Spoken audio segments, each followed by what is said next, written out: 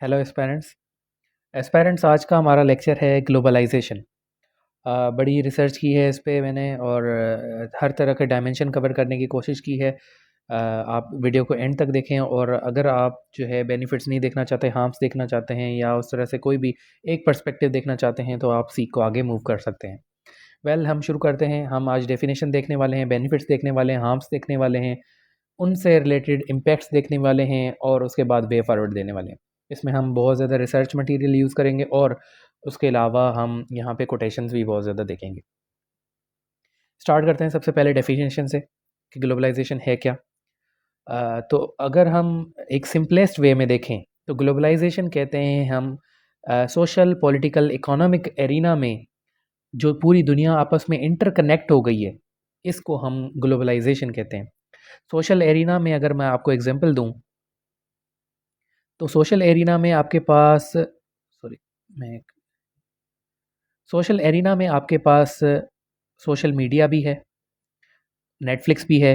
इसके ज़रिए पूरी दुनिया एक कनेक्ट है, मतलब एक कोई भी ट्रेंड आता है सोशल कल्चरल तो वो पूरी दुनिया में फैल जाता है। इसी तरह पॉलिटिकल में आपको एग्जांपल दूँ, यूएन आपका है, उसके अलावा 10-12 जो भी इंटर गवर्नमेंटल ऑर्गेनाइजेशंस बनी हुई हैं, मल्टीलेटरल ऑर्गेनाइजेशन बनी हुई हैं, वो आपका पॉलिटिकल एक हब है जहाँ पे पूरी दुनिया के आपके ब्यूरोक्रेट्स और जो है एम्बेसडर्स जाके बैठते हैं। तो ये आपका पॉलिटिकल हब है। इकोनॉमी की बात करें तो IMF, world bank, Asian development bank और इस तरह से जितने भी बैंक हैं जो इंटरनेशनली परफॉर्म कर रहे हैं, तो ये सारी चीज़ें आपकी शो कर रही हैं कि आप जो है पूरी दुनिया जो है एज वन यूनिट के तौर पे काम कर रहे हैं कि पूरी दुनिया में अब कोई भी बॉर्डर्स नहीं है, फिजिकल डिस्टेंसेस मिनिमाइज हो गए हैं और दुनिया जो है ग्लोबल विलेज बन गई। इसको हम देखते हैं कि लोग किस तरह डिफ़ाइन कर रहे हैं, ऑथर्स वगैरह। तो कोफी एनन इसको डिफ़ाइन करते हैं कि globalisation is the integration of economies, industries, markets, cultures and policy making around the world. ये सेम बात है इकोनॉमिक और सोशल और पॉलिटिकल, कोफी एनन कहते हैं ये। फिर हमारे पास हैं एंथनी गिडिन्स। इन ये कहते हैं कि globalisation is an intensification of world wide social relationships which link distant localities in such a way that local happenings are shaped by events occurring many miles away and vice versa। कहते हैं वो इस तरह से shape की गई हैं, सारी लोकेलिटीज़ इस तरह मिली हुई हैं कि एक लोकेलिटी में अगर कोई इवेंट होता है तो उसका एक रिपल ओवर इफेक्ट हमें दूसरी लोकेलिटी यानी कॉलोनी में भी नज़र आता है। जैसे अगर अमेरिका में आज कुछ हो रहा होता है तो उसका इम्पैक्ट हमें पूरी दुनिया में नज़र आता है और इसी तरह अगर कहीं पे और जगह पे होता है इम्पैक्ट तो वो भी पूरी दुनिया में नज़र आता है। तो इस तरह के एनवायरनमेंट को हम ग्लोबलाइजेशन कहते हैं। यूनाइटेड नेशन डेफिनेशन देता है खुद इदारा, कहता है कि globalisation is the system of interaction among the countries of the world in order to develop the global economy. तो सेम वही बात है, वर्डिंग चेंज है। अब हम देखते हैं कि ग्लोबलाइजेशन के बेनिफिट्स क्या हैं। सबसे पहले जब से ग्लोबलाइजेशन हुई है ट्रेड बढ़ गई है हमारी। अच्छा, वैसे मैं यहाँ पे आपको एक ओवरऑल और भी चीज़ें एक एक दो बताना चाहूँगा कि ग्लोबलाइजेशन जो है आपकी ऐसे समझें 1900 से आप स्टार्ट करें और ये अब 21st सेंचुरी में हम हैं, तो 2023 में, तो तकरीबन इन जो है सवा सौ साल में ये ग्लोबलाइजेशन का पैटर्न बढ़ा है। क्यों बढ़ा है? पहली बात टेक्नोलॉजी की वजह से कि आपका डिस्टेंसेस बहुत ज़्यादा मिनिमाइज़ हो गए हैं। फिर आपके आईटी की वजह से कि हम जो है इधर बैठ के दूसरी कम्युनिकेशंस जो है कर सकते हैं दूसरे मुल्क में और दूसरे डिस्टेंट प्लेसेस पे। और फिर आपका जो सैटेलाइट सिस्टम है जिसकी मदद से आप रिमोट सेंसिंग करते हैं, तो ये भी आपका हेल्प आउट करता है ग्लोबलाइजेशन में। और ये जब सारी चीज़ें मिलती हैं तो आपका social, political, economic arena cover हो जाता है। इन सब ने बेस प्रोवाइड किया था कि हम एक दुनिया जो है ग्लोबलाइज्ड वर्ल्ड बन जाए। अब बेनिफिट्स हम देख रहे थे कि सबसे पहला बेनिफिट है कि ट्रेड ओवरऑल दुनिया में बढ़ गया। ट्रेड किस तरह बढ़ा है? सपोज़ करें कि किसी कंट्री के पास कोई एबिलिटीज़ थी या उसके पास नेचुरल रिसोर्सेज थे जो दूसरे कंट्रीज़ के पास नहीं है। अब वो उसको ईज़िली जो है वो ट्रांसफ़र कर सकता है। जैसे आपको गल्फ़ कंट्रीज़ का पता है, जीसीसी का। जीसीसी वालों के पास तेल दुनिया में बहुत ज़्यादा है।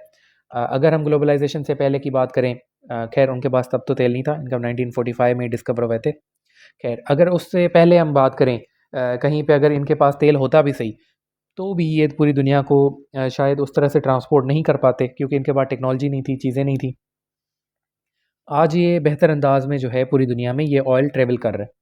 तो एक ग्लोबलाइज्ड वर्ल्ड है, मतलब यहाँ से जो रिसोर्सेज उठ के कहीं और कंट्रीज़ में जा रहे हैं और कहीं और कंट्रीज़ के रिसोर्सेज आपके पास आ रहे हैं। तो ये ट्रेड बढ़ गई है दुनिया में। इससे रिलेटेड कोटेशन है एक, अली बाबा ग्रुप के फाउंडर फाउंडर हैं जैक मा। वो कहते हैं ये एक अपॉर्चुनिटी है जिससे हम अ, लोगों के कल्चर्स के दरमियान हम जो डिस्टेंसेस हैं उसको ब्रिज करते हैं, और आपस में जो इकोनॉमीज़ हैं दुनिया की वो आपस में एक हो जाती हैं। आगे बढ़ते हैं। Greater cultural exchange. अच्छा, जब से ग्लोबलाइजेशन बढ़ी है, आपके जो लोग हैं वो दुनिया में एक दूसरे के पास कंट्रीज़ में आना जाना बहुत ज़्यादा बढ़ गया है, और स्कॉलरशिप्स के मद में, आपके जॉब्स की मद में, या वैसे घूमना फिरना टूरिज़्म बहुत ज़्यादा हो गया, कल्चरल एक्सचेंज बहुत ज़्यादा बढ़ गया है। अगर जो बंदे बाहर नहीं भी जा रहे उनके भी आप देखें सोशल मीडिया के थ्रू हमारी इंटरकनेक्टेडनेस है दुनिया में, और आपका दोबारा नेटफ्लिक्स और इस टीवी सीरीज़ के ज़रिए टर्किश ड्रामे यहाँ पे बहुत ज़्यादा फेमस हो रहे हैं, आपके साउथ कोरियन ड्रामे कोरियन ड्रामे बड़े फेमस हो रहे हैं। तो ये सारी चीज़ें आपका शो कर रही है कि ये ग्लोबलाइज्ड पैटर्न है। इसमें हमारे पास बान की मून हैं, ये फार्मर सेक्रेटरी जनरल हैं यूएन के। ये इसी तरह की बात करते हैं कि the forces of globalisation are creating a world where borders are becoming obsolete and everyone is increasingly interconnected and interdependent. तो हमारे पास बॉर्डर्स जो है वो ख़त्म होते जा रहे हैं कंट्रीज़ के दरमियान, और हम जो है आपस में इंटरकनेक्टेडनेस हमारी बढ़ती जा रही है और इंटरडिपेंडेंस बढ़ती जा रही है। तीसरा फ़ायदा हमारा ट्रांसफ़र ऑफ टेक्नोलॉजी। टेक्नोलॉजी अगर एक मुल्क में प्रोड्यूस होती है तो अब दूसरे मुल्क में भी चली जाती है। ऐसा नहीं है कि दूसरे मुल्क को पता ही नहीं होता कि एक कंट्री में ये टेक्नोलॉजी है और दूसरे में नहीं है। अगर कि यूएस में आज कोई इन्वेंशन होती है या डिस्कवरी होती है, तो आप ऐसे समझिए कि 2-4 सालों में आपके पूरी दुनिया में फ्लोट कर जाएगी। जैसे मैं एग्ज़ाम्पल देना चाहूँगा कि अगर आपको याद हो कि जब से मोबाइल फ़ोन बने 2000 से लेके, तब से बैटरीज़ में कभी भी कोई भी इन्वेंशन नहीं हुई। लिथियम आयन बैटरी ही यूज़ हो रही थी। अब आपके 2022 में एक केमिस्ट्री में 22 सालों बाद मुश्किल से जाके एक बंदे को नोबेल प्राइज़ मिला है केमिस्ट्री में। आप ज़रूर चेक करें इसको। और पूरे एक रिवॉल्यूशन आ गया था मोबाइल मार्केट्स में, कि मोबाइल की जितनी भी कंपनियाँ थी वो पुरानी बैटरियाँ छोड़ के एक नई बैटरी लगा रही हैं। तो आपको अगर शायद महसूस हुआ हो कि इन 1-2 सालों में, ठीक है, इन 1-2 सालों में हमारे जो मोबाइल्स हैं वो जितने भी न्यू आ रहे हैं, जिन्होंने भी न्यू परचेज़ किए हैं, तो उनकी बैटरी लाइफ़ बहुत ज़्यादा है। पहले 1 दिन चलती थी, तो अब 4 दिन चल रही है। तो आप देखें, एक बंदे ने डिस्कवर किया है और विदिन 1 ईयर आपकी पूरी दुनिया में फैल गई है। तो इस तरह की जो है टेक्नोलॉजी का ट्रांसफ़र हो रहा है दुनिया में, ये ग्लोबलाइज़ेशन का एक बेहतरीन एग्ज़ाम्पल है। बिल गेट्स कहते हैं कि हमारी शेयर्ड जो प्रॉस्पेरिटी है, और जो ये ग्लोबलाइज़ेशन के फ़ायदे हैं, इससे हमें एक और फ़ायदा मिल सकता है कि हम पॉवर्टी को रिड्यूस कर सकते हैं। तो ये जो शेयर्ड प्रॉस्पेरिटी की बात हो रही है कि इन्वेंशन और डिस्कवरी कहीं और भी होगी, तो वो शेयर हो जाएगी पूरी दुनिया में। तो ये बिल गेट्स यहाँ पे कहते हैं। आगे चलते हैं। इंक्रीज़्ड फॉरेन एड। अब पहले क्या होता था, किसी भी कंट्री में नेचुरल डिज़ास्टर की वजह से कोई भी मौत आ गई, सॉरी, कोई भी मतलब एक हादसा हो गया, एक्सीडेंट हो गया, तो उस कंट्री को अकेले भुगतना पड़ता था। जो चाहे अर्थक्वेक हो, आपका सुनामी हो, आपका वोल्केनो हो, आपकी कोई भी चीज़ें हों, उसके में कंट्री में कोई और इन्वॉल्वमेंट नहीं होती थी, क्योंकि शायद किसी और कंट्रीज़ को, बॉर्डर कंट्रीज़ को, नेबरिंग कंट्रीज़ को तो पता चल जाता था, पर दूर दराज के इलाकों को नहीं पता चलता था। अब इतनी दुनिया जो है ग्लोबलाइज्ड है कि एक दूसरे की हेल्प करते हैं। अगर इसमें मैं एग्ज़ाम्पल देना चाहूँगा, 2005 का पाकिस्तान का अर्थक्वेक 7.6 रिक्टर स्केल का, या आप 2010 के सुपर फ्लड कर लें, या आप 2022 के सुपर फ्लड कर लें, कि दुनिया ने हमारी कितनी हेल्प की है फॉरेन एड में। चले नेचुरल डिज़ास्टर ना भी हो, ठीक है। उसके अलावा भी हम देखते हैं कि दुनिया में पाकिस्तान 9th मोस्ट रेसिपेंट रहा है फॉरेन एड का। वो आपके न्यूक्लियर प्रोग्राम को ख़त्म करने के लिए हो, या आपके ये अफ़गानिस्तान की लड़ाई की वजह से हो, या जो भी फैक्टर्स हों, आप जो है फॉरेन एड के 9th लार्जेस्ट रेसिपिएंट रह चुके हैं। ओके, आगे चलते हैं। Increase tourism. टूरिज़्म का भी बेनिफिट हुआ है ग्लोबलाइजेशन से। लोग जो है आना जाना शुरू हो गए हैं। आप यहाँ पे बैठ के डेली सोशल मीडिया पे देखते होंगे कि बड़े लोग मालदीव्स जा रहे हैं, आपके टर्की जा रहे हैं घूमने, और भी काफ़ी जगहों पे ये सारी चीज़ें पॉसिबल हुई हैं ग्लोबलाइजेशन की वजह से। नेक्स्ट हमारे पास है इंक्रीज्ड एम्प्लॉयमेंट। आपके पास पहले ये होता था कि अगर आपके स्किल की आपके लोकेलिटी में, आपके कंट्री में कदर नहीं होती थी, तो आप जो है वो बड़े डिसहार्टेड हो जाते थे और अपना काम छोड़ देते थे। पर अब इस तरह नहीं है, अगर आपका काम यहाँ पे पसंद नहीं आ रहा, तो आप मूव कर जाते हैं, आप किसी और कंट्री में अपनी सर्विसेज बेचने चले जाते हैं। तो एम्प्लॉयमेंट जो है वो आपकी बहुत ज़्यादा बढ़ गई है। ये डोमेस्टिक से इंटरनेशनल में शिफ्ट हो गई है आपकी एम्प्लॉयमेंट। आगे चलते हैं। अब हम देखते हैं कि बेनिफिट्स के साथ जो है बहुत सारे हार्म्स भी हैं। ग्लोबलाइजेशन के इतने हार्म्स हैं कि अ, ये भी कहा जाता है कि ये एक न्यू फॉर्म है कॉलोनियलिज्म का। कॉलोनाइजेशन आपको पता है कि 20 सेंचुरी में शुरू हुई थी और 21st सेंचुरी में ये सॉरी 19th सेंचुरी में शुरू हुई थी और 20 सेंचुरी में ख़त्म हो गई थी। तो इस कॉलोनाइजेशन के बाद लोग कहते हैं कि जो आपके सुपर पावर्स हैं उन्होंने एक नया तरीका अपनाया था ग्लोबलाइजेशन की मद में, और उसके क्लॉक के अंदर छुप के जो है उन्होंने वही हरकतें की हैं जो कॉलोनियलिज्म में थी। या इसके एक और पर्सपेक्टिव ये कहा जाता है कि ग्लोबलाइजेशन से ईस्ट को कोई भी फ़ायदा नहीं हुआ, सिर्फ वेस्ट को ही फ़ायदा हुआ है। वेस्ट में आपका यूएस आ जाता है, यूके आ जाता है, फ्रांस आ जाता है। ये कंट्रीज़ आप देखते हैं तो इनको बहुत ज़्यादा फ़ायदा हुआ है, और ईस्टर्न कंट्रीज़ को कोई भी फ़ायदा नहीं हुआ। तो ये डिफरेंट डिफरेंट क्वेश्चंस हैं, पर इनके जो है जवाब सेम है। आगे हम देखते हैं इनके क्या हार्म्स हैं। पहला हमारा हार्म है कि डोमेस्टिक मार्केट्स जो हैं वो दुनिया कंट्रोल करती है। अब हमारी कंट्री से जो अपनी पॉलिटिकल सोवरेनिटी है वो ख़त्म होती जा रही है। मैं आपको समझाता हूँ कैसे। इसको पहले हम ये ख़त्म करते हैं। अच्छा, एक होती है लिबरलाइजेशन, मार्केट लिबरलाइजेशन। दूसरी होती है आपके पास प्रोटेक्शनिज्म।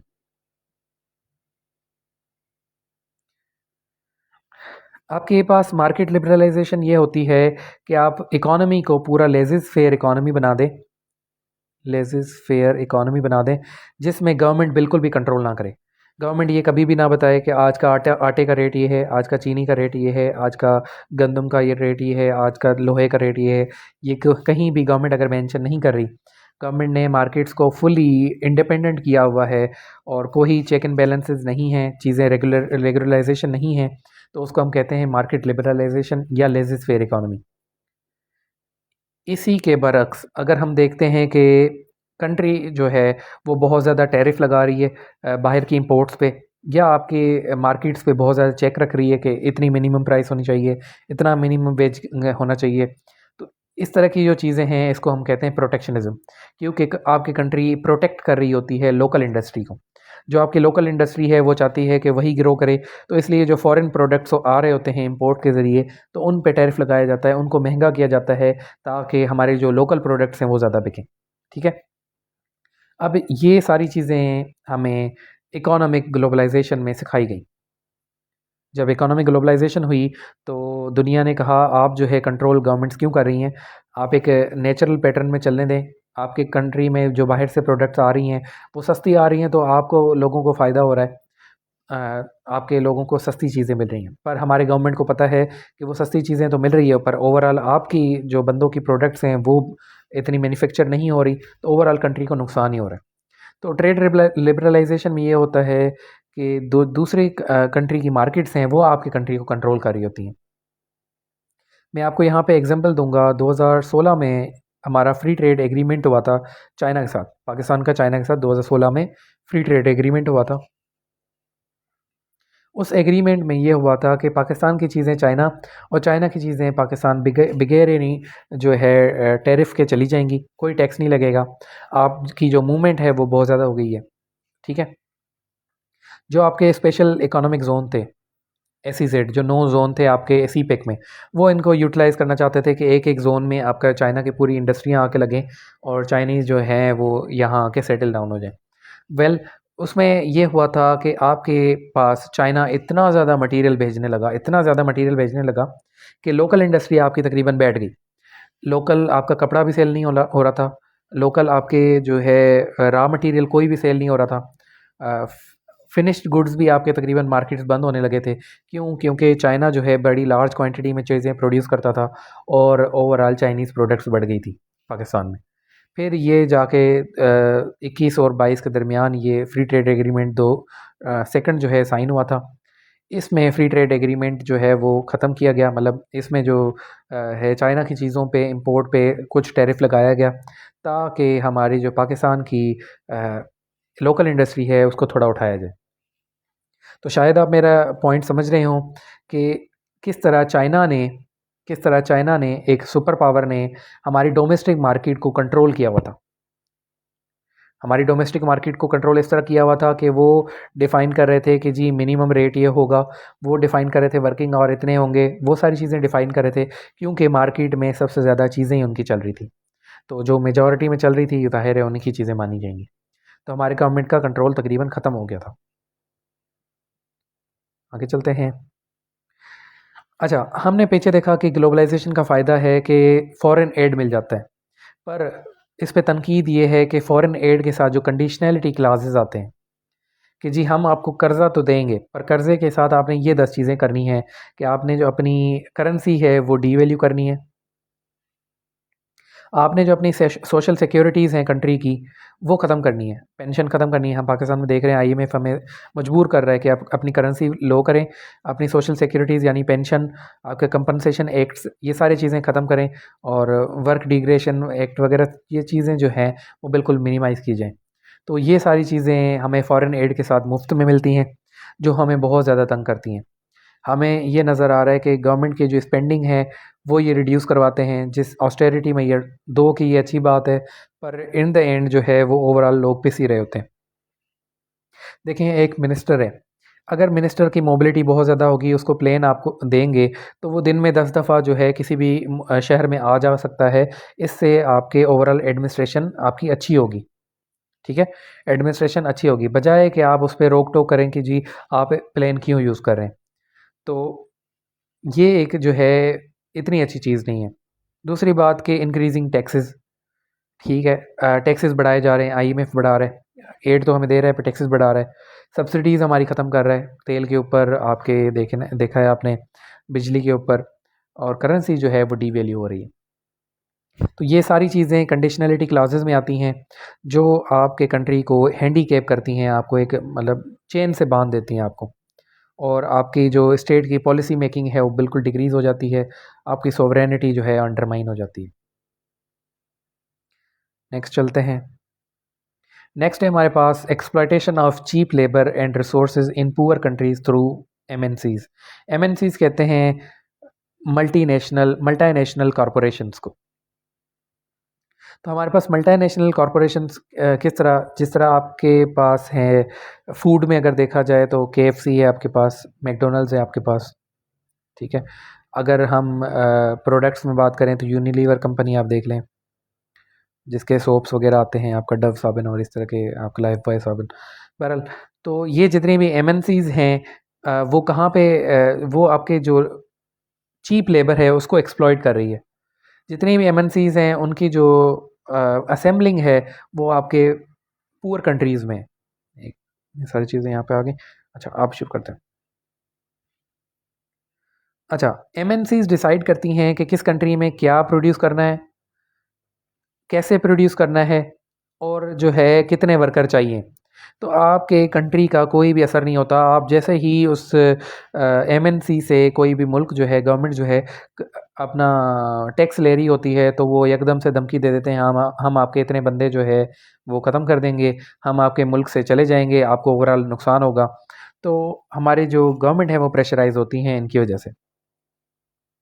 अच्छा, कंट्रीज़ के पास वही बात है, लिटिल कंट्रोल छोड़ती हैं इकोनॉमिक सेक्टर में। इकोनॉमिक सेक्टर में एमएनसीज़ की चल रही होती है, आजकल गवर्नमेंट की चल ही नहीं रही। जिस तरह आपने देखा होगा कि इमरान खान की 3 साल यही रट थी कि माफियाज़ ही कंट्रोल कर रहे हैं।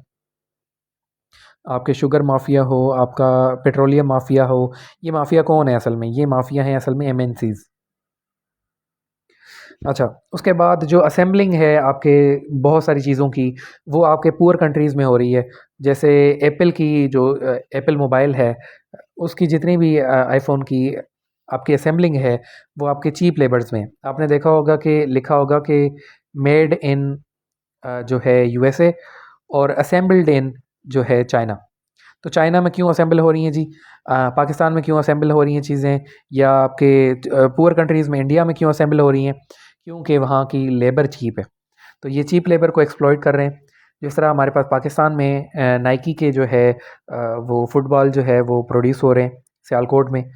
दुनिया में पहले नंबर पे हम सबसे ज़्यादा फुटबॉल प्रोड्यूस कर रहे हैं, पर हमारा कभी भी कहीं पे भी नाम नहीं हुआ और कहीं पे बात नहीं की जाती। हमारे फुटबॉल यूज़ होते हैं या आपके इंटरनेशनल जितने भी शोज़ चलते हैं। ओके, एक हमारे पास ये नुकसान हो गया। चौथा हमारे पास नुकसान है use of economic aid increases soft power. अब आप हमें कर्ज़ा तो दे रहे हैं, पर कर्ज़ा आपको पता है कोई भी मुल्क ऐसे किसी को नहीं दे देता। कर्ज़े के पीछे आपके कोई ना कोई वजह होती है। ये कहा जाता है कि there is no free lunch in international relation. International relation में कोई भी काम ऐसे नहीं किया जाता, उसके पीछे बड़ी रीज़न्स होती हैं। अगर किसी कंट्री ने किसी को कर्ज़ा दिया है तो उसके पीछे बड़ी रीज़न्स होंगी। आपको मैं चीज़ें गिनवाता हूँ कि 1979 में आपके पास अफ़गानिस्तान पे आके यूएसएसआर बैठ गया। तो आपको वहाँ से लेके यूएस ने कर्ज़ा देना शुरू कर दिया कि आप जो है उनके एक नॉन नेटो एलाय बन के अफ़गानिस्तान में यूएसएसआर का होल्ड ख़त्म करवाएं, यूएसएसआर से जंग लड़ें पाकिस्तान और पैसे देगा यूएस। तो एक एड हमारे ये आ गई। उसके बाद 2001 में यूएस पे जी अफ़गानिस्तान के बंदे ने बम गिराया, यूएस ने हमें एड दी कि अफ़गानिस्तान से वो बंदा ढूंढ के दें। वो जाके 2021 में मसला सॉर्ट आउट होता है। ठीक है। उसके अलावा अगर मैं इंटरनेशनल आपको एग्जांपल्स दूं, तो आपका जो यूएस जो मार्शल प्लान था, जो आपका शुरू हुआ था वर्ल्ड वार टू के ख़त्म होने के बाद। वर्ल्ड वार टू के बाद रिकन्स्ट्रक्शन प्रोग्राम शुरू हुआ था। यूएस ने कहा था मैं पूरी दुनिया की हेल्प करूंगा, जिसको भी रिकन्स्ट्रक्शन में हेल्प चाहिए हो, वार से जिसके भी नुकसान हुए हैं वो हमसे कर्जा ले सकता है, बाद में हमें लौटा दें। तो ये असल में प्रोग्राम था ताकि कैपिटलिज्म को बढ़ाया जाए, आप अपनी सॉफ्ट पावर बढ़ाई जाए। सॉफ्ट पावर बढ़ाने से ये होगा कि आप कभी भी किसी भी कंट्री को धमका सकते हैं। जिस तरह पाकिस्तान ने आज यूएस से और चाइना से बहुत ज़्यादा कर्जा लिया हुआ है, तो अक्सर ये होता है कि हम चाइना और यूएस के ख़िलाफ़ किसी भी डिसीजन में नहीं जा सकते। ये हमारे दो नए अब्बू बन गए हैं पाकिस्तान के, और हम इनके ख़िलाफ़ नहीं जा सकते। क्यों? क्योंकि हमने ये एड लिया। तो ये एड सस्ता नहीं है, ये ओवरऑल महंगा ही है। उसके बाद है हमारे पास कल्चरल। हमने देखा था कि बहुत ज़्यादा इंटरकनेक्टेडनेस आ रही है, पर कल्चरल इंटरकनेक्टेडनेस से भी नुकसान भी हो रहे हैं। फ़ायदे तो हमने देख लिए क्या फ़ायदे हो रहे हैं। हमारे कल्चर्स बहुत ज़्यादा मिल रहे हैं आपस में। सिविक नेशनलिज्म आपका प्रोड्यूस हो रहा है। मिनॉरिटी का कॉन्सेप्ट ख़त्म हो रहा है। ठीक है, मिनॉरिटी का कॉन्सेप्ट ख़त्म हो रहा है। फिर कल्चरल एक्सचेंज से आपका जो फोबिया है दूसरों से रिलेटेड, मेरे ख्याल से क्लस्ट्रो नहीं नहीं नहीं नेम सी फे जी, फोबिया का मुझे नाम नहीं याद आ रहा। बहरहाल आपका जो दूसरा लोगों को एलियन समझने वाला फोबिया है वो ख़त्म होता है। मतलब आप दूसरे लोगों से फेमिलियर होते हैं और उनका अच्छा समझते हैं आप आपस में। ठीक है, तो ये सारे फ़ायदे तो हो रहे हैं आपको, पर इनके नुकसान क्या हैं? इनके नुकसान ये हैं कि आप देखें कि अगर हॉलीवुड की इंडस्ट्री कोई भी नया फैशन इंट्रोड्यूस कराती है, तो वो जल्दी ही पूरी दुनिया का फैशन बन जाता है। तो एक तरह से आप देखें कि हॉलीवुड जो है वो आधी दुनिया का फैशन कंट्रोल कर रहा है। सोशल मीडिया जो है उसके ज़रिए आप अपना कल्चर छोड़ के दूसरों का कल्चर अपना रहे हैं। तो आपके जो इंडिजीनियस कल्चर था, आपका जो हज़ारों सालों पुराना कल्चर था, वो आपका कल्चर ख़त्म होता नज़र आ रहा है। आप देखें कि सिंपल पाकिस्तान में देख लें, आपकी पगड़ी होती थी, ठीक है, टर्बन होती थी, वो ख़त्म हो गई।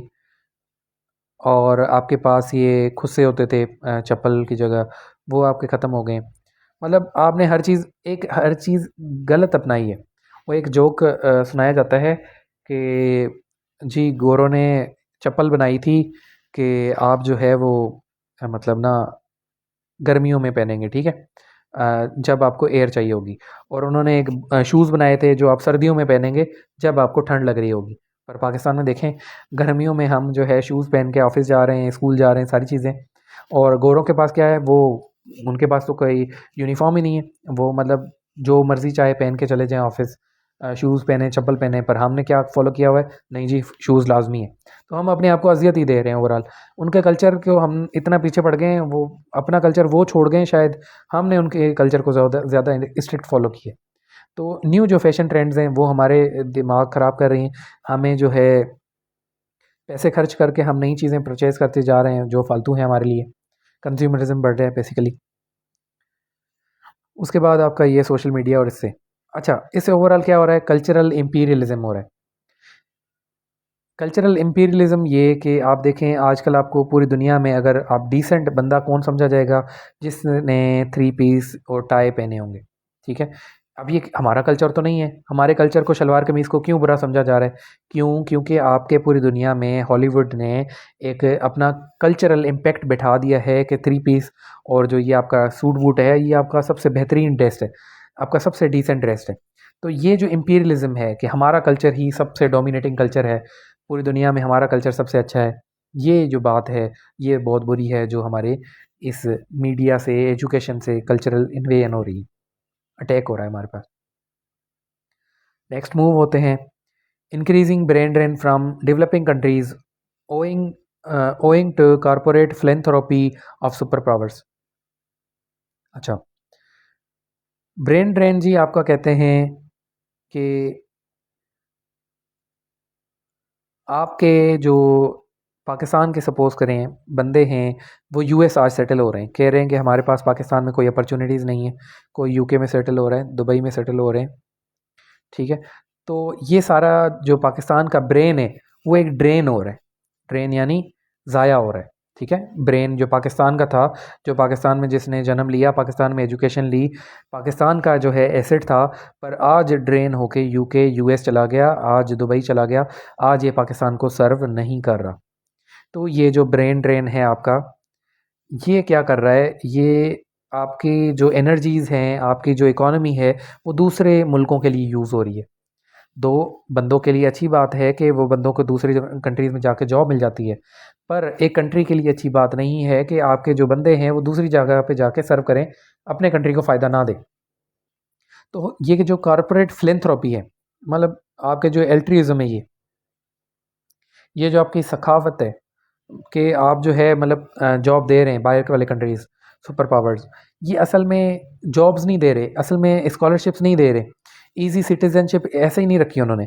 उनको जो है बड़े दुनिया के बेहतरीन ब्रेन मिल रहे हैं, उनसे इन्वेंशंस होती हैं वहाँ पे, उनसे डिस्कवरीज़ होती हैं, और उन्हीं से जो है इन्हीं दुनिया की क्रीम से आपके वो जो मुल्क है वो फ्लोरिश होता है। तो जितने भी आपके अच्छे ब्रेन हैं वो अट्रैक्ट हो जाते हैं सबसे अच्छे मुल्कों में। तो आज जो आपके कंट्रीज़ पुअर हैं वो इसी वजह से पुअर हैं कि उनके जो अच्छे दिमाग हैं वो कहीं और जाके काम कर रहे हैं। अच्छा, उसके बाद है हमारे पास के creation of global institutions to primarily serve the western agenda. अच्छा, हमने बात की कि पॉलिटिकल आपकी ग्लोबलाइजेशन हो गई है, United nation, international court of justice, आपके जो है और कौन से, सपोज़ करें हाँ आसियान, सार्क और ईसीओ, ये जितने भी हैं, एससीओ, ये जितने भी पॉलिटिकल आपके मल्टीलेटरल इंस्टीट्यूशंस हैं, ये जिस कंट्री ने बनाया होता है उसी के दम पे चल रहा होता है।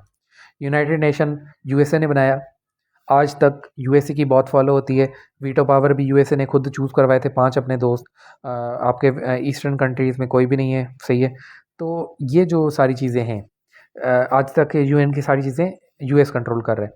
आईएमएफ सेम यूएस की मदद से बना था, यूके की मदद से बना था, तो वो कंट्रोल कर रहे हैं। वर्ल्ड ट्रेड ऑर्गेनाइजेशन सेम इनकी चीज़ है, आईसीजे सेम इनकी चीज़ है। तो ये सारे प्राइमरीली जितने भी आपके मल्टीलेटरल ऑर्गेनाइजेशंस हैं वो एक प्यादे हैं, वो आपके कठपुतलियाँ हैं जो वेस्टर्न कंट्रीज़ के इशारे पे नाच रही हैं, वो वही काम करते हैं जो उनको वेस्टर्न कंट्रीज़ कहते हैं। आपको मैं यहाँ पे एग्जांपल दूंगा कि पहले एग्जांपल देता हूँ मैं आपको यूएस की। यूएन में जी आपके पास 18 दफ़ा वीटो हुआ है इसराइल फ़लस्तीन के इश्यू पे। यूएन में पूछा गया कि क्या इसराइल पैलेस्टीन का इशू है, रिकॉग्नाइज़ करते हैं तो हम इसको सॉल्व करें, तो यूएस कहता है कोई इशू नहीं है। 18 दफ़ा यूएस ने वीटो किया है, 18 दफ़ा इसराइल की हेल्प की है यूएस ने कि यहाँ पे कोई भी ह्यूमन राइट्स का इशू नहीं है और पैलेस्टाइन के लोग फजूल में रो रहे हैं। तो यूएस देखें यूनाइटेड नेशन को किस तरह गाइड कर रहा है, ठीक है। इसी तरह आप का रशिया आपका कहता है कि यूक्रेन जो है हमारा इंटरनल मैटर है, यूनाइटेड नेशन को पढ़ने की ज़रूरत नहीं है। आर्टिकल 2 ऑफ 1 में यूनाइटेड नेशन कहता है कि जी इंटरनल और डोमेस्टिक मैटर्स में आपका यूनाइटेड नेशन एंटर नहीं होगा। तो अगेन आप देखें रशिया वीटो पावर, यूक्रेन में सारी चीज़ें कर रहा है ये अपनी ज़्यादतियाँ, पर यूनाइटेड नेशन एंटर नहीं हो पा रही क्योंकि ये सारी मतलब इन्हीं की 5 वीटो पावर की गेम है। तो ओवरऑल इन्हीं की प्राइमरीली इन्हीं की चीज़ों को सर्व कर रहे हैं। हमारे कोई जो पुअर कंट्रीज़ हैं उनका कोई भी नहीं हो रहा। हमारा देखें आज कश्मीर का मसला वैसे के वैसे कितने रेज़ोल्यूशन पास किए हैं यूनाइटेड नेशन ने, कुछ भी नहीं हुआ, ठीक है। उसके अलावा हमारा वाटर का इशू आज भी वही वर्ल्ड बैंक के पास जा जा के थक गए हैं हम। उसके बाद हमारा मुसलमानों का जो ओवरऑल देखा जाए पैलेस्टाइन का मसला वैसे के वैसे है। तो मतलब ये हमें सर्व नहीं कर रहा। नेक्स्ट हम देखते हैं dumping of old technology in poor countries. जो हमारे पास डेवलप्ड कंट्रीज़ हैं उनके पास जो टेक्नोलॉजी जो ऑब्सोलीट होती जा रही है, जो ख़त्म होती जा रही है, वो हमारे पास भेज रहे हैं। यूएस जो चीज़ें उन्होंने 40 साल पहले लैपटॉप जो है वो फ़ारिग करवा दिए और उनके किसी काम के नहीं है, वो आज पाकिस्तान में आपको मिल रहे हैं और बड़े हाई रेट्स में मिल रहे हैं। पाकिस्तान में कोई आज नया पीसी, नया लैपटॉप आपको डब्बा पैक मिलेगा ही नहीं, सारे यूज़ हुए हुए मिलेंगे, 90% यूज़ हुए हुए मिलेंगे। क्यों यूज़ हुए मिलेंगे? क्योंकि ये सारे जो इतने भी सुपर पावर्स हैं वो अपनी टेक्नोलॉजी को डंप करते हैं, आपके ज़ाया करते हैं, वेस्ट करते हैं आके इन जो है पुअर कंट्रीज़ में। तो इनका नाम भी हो जाता है, पैसे भी मिल जाते हैं इनको, सारी चीज़ें फ़ायदा हो जाता है। इस तरह यहाँ पे मैंने एग्जांपल लिखा है चाइना का। चाइना ने रिसेंटली जो है कोल जो है से बनने वाले प्लांट्स जो थे इलेक्ट्रिसिटी के, वो आपके डंप किए हैं पाकिस्तान में। आपको वो याद है पेरिस एग्रीमेंट हुआ था अभी रिसेंटली 2016 सॉरी 2017, पूरी दुनिया सिग्नेटरी है, यूएस नहीं है बहरहाल।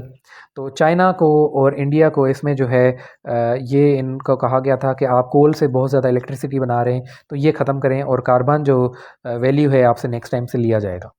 तो चाइना ने ये अगले साल से ये कोशिश की कि पाकिस्तान को जो है वो कोल के जितने भी प्लांट्स थे अपने इलेक्ट्रिसिटी प्रोड्यूस करने वाले, वो पाकिस्तान को देता गया। पाकिस्तान को उसने कहा कि भाई हमें मना हुआ है, आपको तो मना नहीं हुआ ना, तो आप तो यूज़ करते रहें कोल।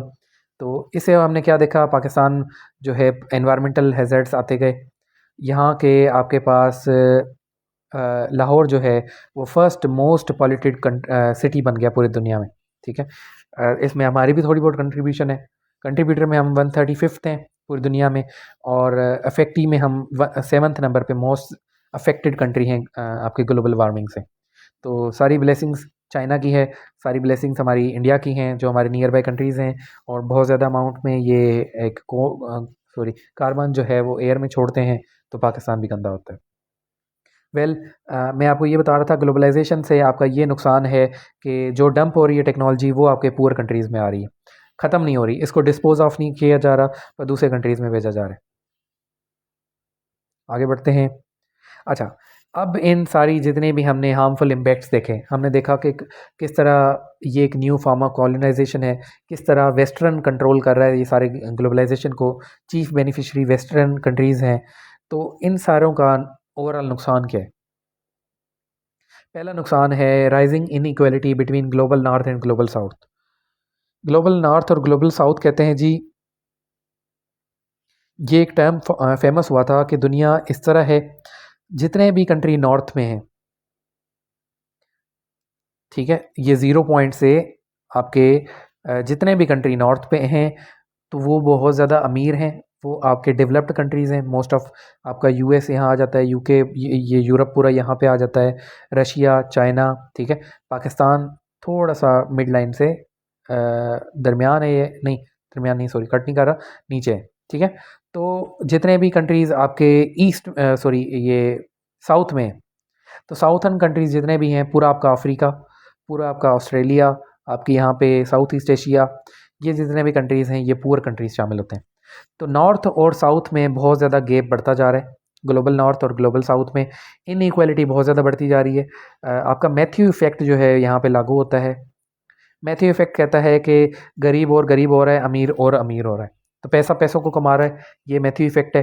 तो ये इनइक्वालिटी ग्लोबलाइजेशन की वजह से बढ़ रही है। आगे देखते हैं नेक्स्ट। वुमन बहुत ज़्यादा अफेक्ट हो रही है क्योंकि इसमें आप रोज़ जो है नए ट्रेंड जो है वो शामिल करवाते हैं ग्लोबलाइजेशन के थ्रू। हॉलीवुड के आप देख लें, मिस ब्यूटी पेजेंट कॉन्फ्रेंस वगैरह, ये जितने भी चीज़ें इंटरनेट पे आपकी जितनी भी वाहियाती है वो सारी फैल रही है, तो इनके वुमन पे इम्पेक्ट्स हैं।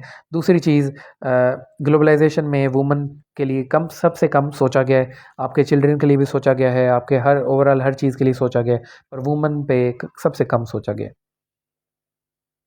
नेक्स्ट बढ़ते हैं, rise of anti globalisation forces. तो रिएक्शन में हम देखते हैं कि ग्लोबलाइजेशन की फोर्सेस तो बड़ी हैं, पर एंटी ग्लोबलाइजेशन फोर्सेस भी बड़ी हैं। कैसे, मैं आपको एग्जांपल देना चाहूँगा। ट्रंप आया था, ठीक है, यूएस में प्रेसिडेंट। तो ट्रंप ने आपका पेरिस एग्रीमेंट जो था, ये क्लाइमेट एग्रीमेंट, ये आपका विड्रॉ कर लिया। डब्ल्यूएचओ को विड्रॉ कर लिया। जेसीपीओए ईरान का विड्रॉ कर लिया, आपका निकल गया, ठीक है, एग्जिट होता गया। मतलब दुनिया की सारी मेजर जितनी भी पॉलिटिकल आपके मल्टीलेटरल ऑर्गेनाइजेशन थी या जितने भी एग्रीमेंट्स थे वो उधर से निकलता गया। इसमें हम और देखें तो टीपीपी, ट्रांस पैसिफिक पार्टनरशिप, उससे निकल गया। तो और मतलब काफ़ी चीज़ों से यूएन को उन्होंने धमकी दे दी कि हम आपको फ़ंड नहीं देंगे, इस तरह से। तो ये आपकी जितनी भी एंटी ग्लोबलाइजेशन फोर्सेस हैं वो बढ़ती जा रही हैं। ये सेम हमें इंडिया में नज़र आ रही है हिंदुत्व के रूप में, कि वो जो है हिंदुओं को बहुत ज़्यादा सपोर्ट कर रहे हैं, बाकी सारी मिनॉरिटीज़ को एलिनेट कर रहे हैं। इसका सबसे ज़्यादा एग्जांपल सिटीज़नशिप अमेंडमेंट एक्ट जो इन्होंने दिया कि 2014 के बाद जितने भी बंदे हमारे कंट्री में आए हैं वो सारे निकल जाएँ। तो ये एंटी ग्लोबलाइजेशन फोर्सेस बढ़ती जा रही हैं। आपके ट्रंप ने दोबारा मेक्सिको पे बॉर्डर लगाए थे, ठीक है। आपके ब्रेक्जिट हो गया, ठीक है, ब्रिटिश एग्जिट, ये यूरोपियन यूनियन से निकल चुका है इस वक्त। तो ये सारी चीज़ें हमें शो कर रही हैं दुनिया जो है अगेंस्ट ट्रेंड में जा रही है, एंटी ग्लोबलाइजेशन, डी ग्लोबलाइजेशन हो रही है इन इम्पैक्ट्स की वजह से। नंबर हमारे पास चौथी चीज़ है, कंज्यूमरिज्म बढ़ रहा है। कंज्यूमरिज्म कहते हैं कि दुनिया कितना कंज्यूम कर रही है। पहले की दुनिया में दुनिया बहुत कम कंज्यूम करती थी। हर कोई बंदा मिनिमम मिनिमम चीज़ें अपने घर पे रखता था, जो चीज़ें काम की होती थी वो रखता था। पर हम आज देख रहे हैं कि हॉलीवुड के ट्रेंड की वजह से, सोशल मीडिया की वजह से, कैपिटलिज्म की वजह से आपके इतनी एक्स्ट्रा ऑर्डिनरी फ़ाइन चीज़ें दिखाई जाती हैं आपके सोशल मीडिया पे कि अगर किसी बंदे को चीज़ नहीं भी चाहिए होती, वो परचेज़ पे परचेज़ कर रहे हैं। इस वक्त हमारे घर इतने ज़्यादा भर गए हैं, इतने मतलब फ़ज़ूल प्रोडक्ट्स के, कि आधे से ज़्यादा प्रोडक्ट हमारे काम के नहीं है, वो निकल भी जाए हमारी ज़िंदगी से, उनका कोई काम नहीं है। तो दुनिया में कंज्यूमरिज्म बढ़ रहा है। कंज्यूमरिज्म बढ़ने से ये हो रहा है कि अगर पूरी दुनिया के रिसोर्सेज सपोज़ करें कि 1000 साल के लिए थे, ठीक है, अगर दुनिया कम कम यूज़ कर रही थी, तो अब जितना ज़्यादा यूज़ कर रही है तो ये 1000 साल रिसोर्सेज 200 साल भी नहीं चलने। हम अपनी जनरेशन्स के लिए कुछ भी नहीं छोड़ के जाएंगे। सारा तेल हमने यहीं पे निकाल लेना है, सारी चीज़ें जो है हमने यहीं पे यूटिलाइज़ कर लेनी है, हमारी जनरेशन्स के लिए कुछ भी नहीं बचेगा। तो कंज्यूमरिज्म बढ़ रहा है हमारे दुनिया में ग्लोबलाइजेशन की वजह से। नेक्स्ट, अब इन जो है इम्पैक्ट्स के, इन जो ओवरऑल चीज़ों से हम कैसे बच सकते हैं। सबसे पहली चीज़ है प्रोटेक्शनिज्म। आप अपनी लोकल इंडस्ट्री को प्रोटेक्ट करें, टैरिफ लगाएं, ठीक है। आप फ्री ट्रेड एग्रीमेंट से दूर भागें, कोई ज़रूरत नहीं है फ्री ट्रेड एग्रीमेंट की, क्योंकि आप तो किसी को बेच नहीं रहे चीज़ें, ओवरऑल आपके कंट्री जो है बेचना शुरू कर देंगे। तो जिस तरह अभी पाकिस्तान ने एक रीसेंट अच्छा मूव उठाया है, अमेज़ोन में जो है इन्होंने, पाकिस्तान ने शुरू कर दिया है कि आप चीज़ें सेल कर सकते हैं पर इंपोर्ट नहीं कर सकते। बहुत अच्छी चीज़ है। इस तरह के आपको इनिशिएटिव लेने चाहिए ताकि आपकी लोकल इंडस्ट्री ग्रो करे। नेक्स्ट आपके पास है role of media for awareness. आपके पास मीडिया की अवेयरनेस बहुत लाजमी है, ताकि जो गरीब कंट्रीज़ हैं उनको समझ आए कि अमीर जो मुल्क हैं वो उनके साथ किस तरह खेल रहे हैं और किस तरह प्ले कर रहे हैं, और आगे चल के ये अवेयरनेस जो है उनकी ही जो है एक रिवोल्यूशन में काम आएगी।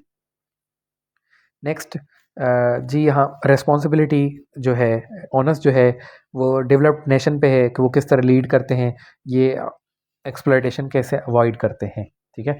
अब ज़ाहिर है डेवलपिंग कंट्रीज़ जितने भी हैं, जो पुअर कंट्रीज़ हैं, वो क्या ही कर सकते हैं, सारी चीज़ें डेवलप्ड कंट्रीज़ पे ही डिपेंड करती हैं। कंक्लूड करते हैं जी एक कोटेशन के साथ।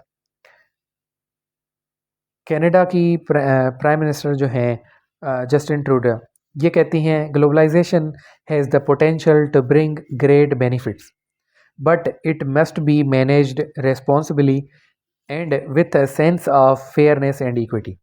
तो बड़ी इन्होंने बेहतरीन बात कही है कि जी ये इसमें बहुत ज़्यादा पोटेंशियल है कि पूरी दुनिया को फ़ायदा हो, बस हमें मैनेज करने की ज़रूरत है कि हम रेस्पॉन्सिबल रोल रखें, इसमें हम sense of equity and fairness ले आएँ। दुनिया पूरी अगर फेयरनेस इक्विलिब्रियम पे चलेगी, तो जो है इगालिटेरियनिज्म पे चलेगी, तो दुनिया जो है फेयर होगी, इक्वल होगी। तो नॉर्थ साउथ ग्लोबल जितने भी ये मसाइल हैं जो हमने पीछे देखे हैं वो नहीं होंगे। तो यहीं पे हम कंक्लूड करते हैं ग्लोबलाइजेशन को टॉपिक को, और नेक्स्ट लेक्चर में हम न्यू टॉपिक के साथ मिलेंगे। थैंक यू एस्पायरेंट्स, अल्लाह हाफिज़।